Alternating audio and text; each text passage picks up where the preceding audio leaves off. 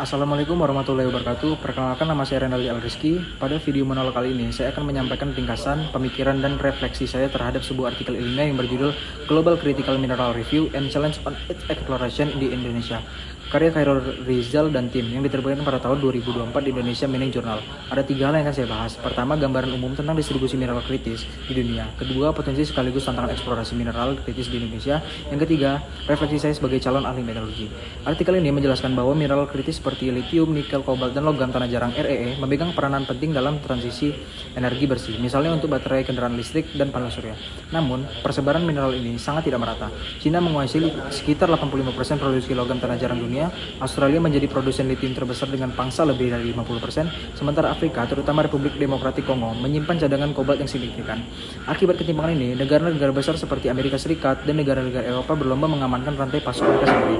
Artikel ini memprediksi bahwa permintaan litium akan meningkat hingga 8 kali lipat pada tahun 2040, sementara nikel dan kobalt diperkirakan naik 2 kali lipat. Lalu bagaimana dengan Indonesia? Indonesia memiliki cadangan nikel terbesar di dunia, serta potensi bauksit, tembaga, dan logam tanah jarang yang melimpah.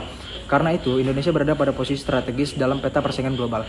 Namun, artikel ini juga mengidentifikasi setidaknya 4 tantangan utama. Pertama, faktor geologi. Indonesia terletak di cincin api Pasifik dengan struktur tektonik yang sangat kompleks.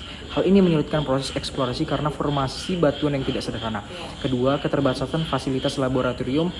Untuk menganalisis mineral kritis diperlukan alat canggih seperti ICP-NS, XRD, dan SEM. Saat ini fasilitas tersebut masih terbatas di Indonesia sehingga seringkali pengujian harus dilakukan di luar negeri. Ketiga, regulasi yang rumit. Kerangka perizinan yang tumpang tindih kerap menjadi penghambat bagi investor asing yang ingin masuk ke Indonesia.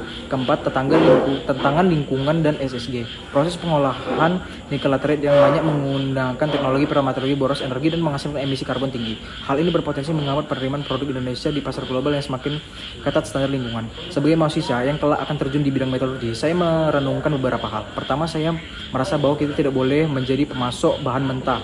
Sudah saatnya Indonesia menguasai teknologi pengolahan yang lebih ramah lingkungan seperti hidrometalurgi atau bioleaching. Kedua, saya ingin berkontribusi dalam penguatan riset domestik, terutama dalam hal karakteristik mineral dan pemanfaatan fasilitas laboratorium yang ada.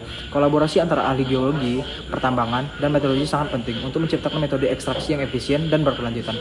Ketiga, saya akan selalu mengedepankan prinsip ESG dalam setiap praktik di masa depan.